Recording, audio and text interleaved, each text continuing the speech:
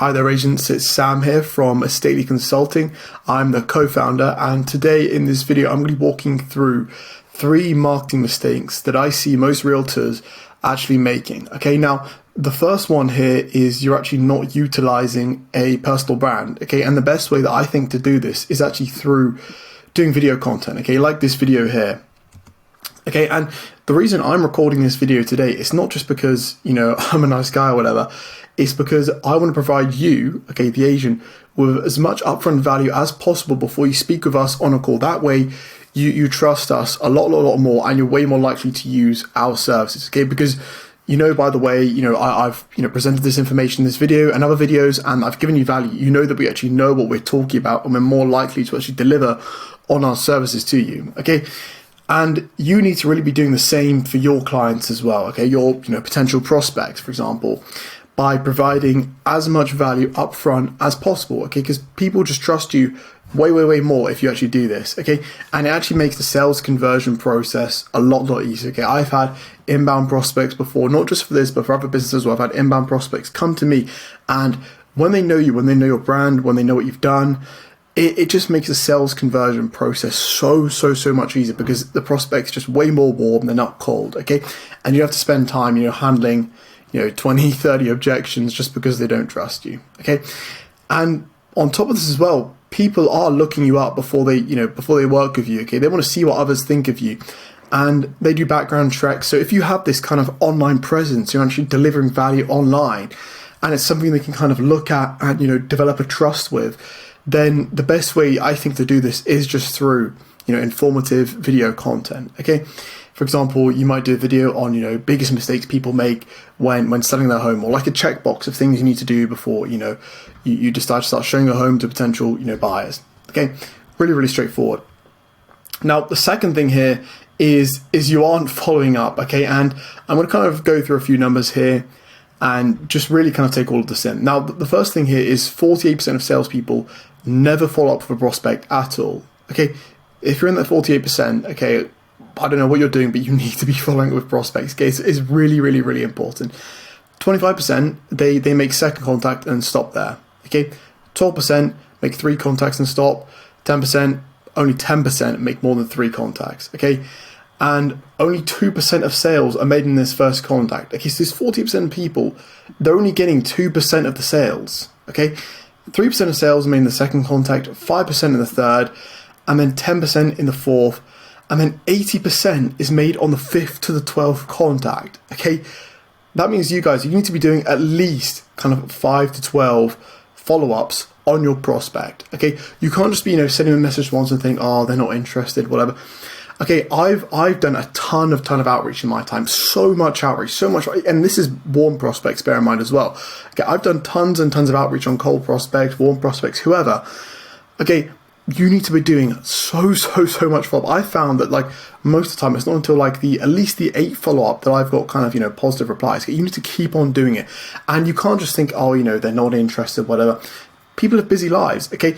When I do follow-up on agents, okay, they've got busy lives as well. They're showing properties, etc. Think about how much you're doing in your day, okay?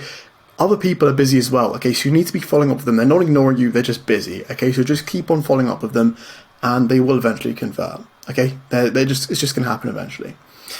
Now, another great tool here is to actually have proper CRM management. Okay, having a CRM is the most effective way to actually manage all your prospects. Okay, it allows you to kind of track the last time you had a conversation with a prospect, when you last spoke to them on the phone, when you should message them next, etc. Okay, having all of this kind of tracked and laid out nicely is a really good way to kind of organize your business. Okay, and with some CRMs as well, for example, High Level. You can kind of automate this entire process, okay? So, it can have a timer. So when X day reaches and if prospect hasn't replied, you send another message or you do another phone call or whatever it is, okay? And on top of that as well, you can kind of, utilize ISAs, VAs inside this process here. So they're kind of doing the follow-up for you rather than you having to spend so much time doing that. That way, you're valuing your time more than your money here.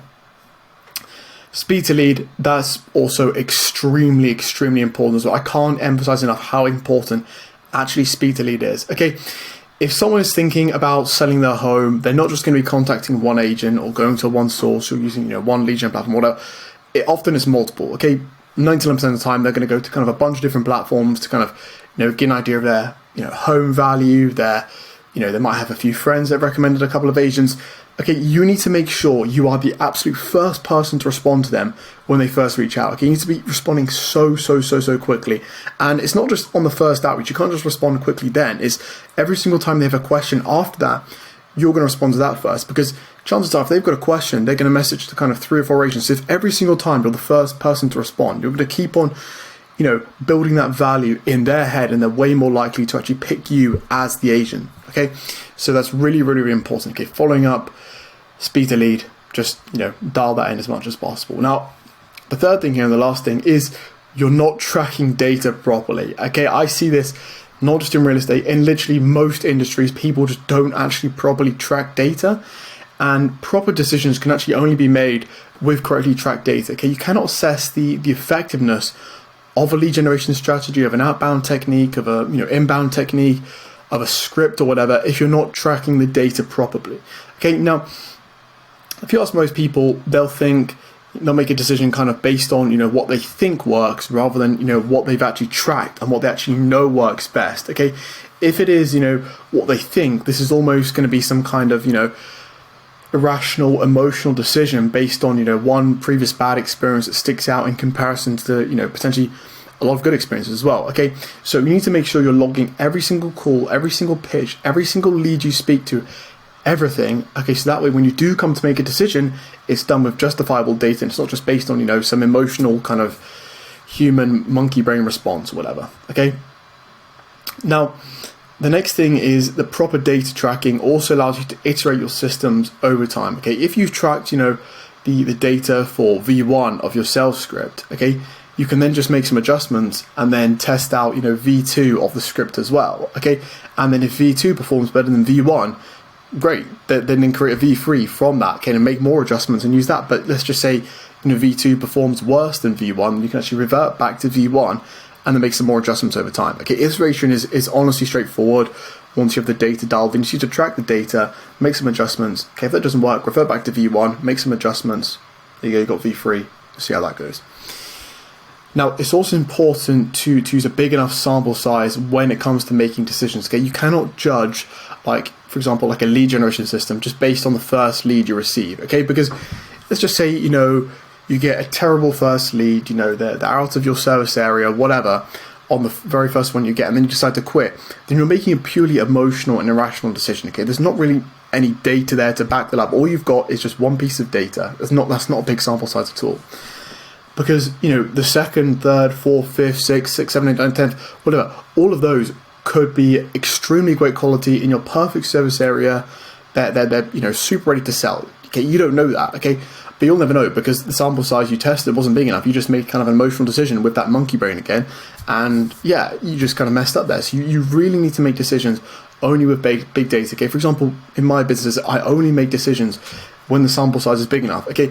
If, for example, I'm doing some outbound campaign or whatever, and we send out, let's just say, 5 emails, and 3 people tell us to get lost, and other 2 people don't respond. Okay, I'm not going to base the entire campaign's success off of that. Okay, it might be indicated that something is wrong, but you don't want to do anything until you've at least sent, in my case, like 500 emails over a period of time. Okay, because it can't all just be in one day as well. If you just do it all in one day, then if it's a national holiday or whatever, then it's just not going to give the correct feedback. So it needs to be over a period of days or a period of time, okay, and enough data. Okay, that's the really key thing here. But yeah, that's it, guys, for this video. Okay, just to recap, the key things to actually focus on here is actually building a personal brand, okay, following up on your prospects, and tracking, logging your data. Okay, that's really key. But yeah, that's it, guys, for this video. Hope you enjoyed, and yeah, take care.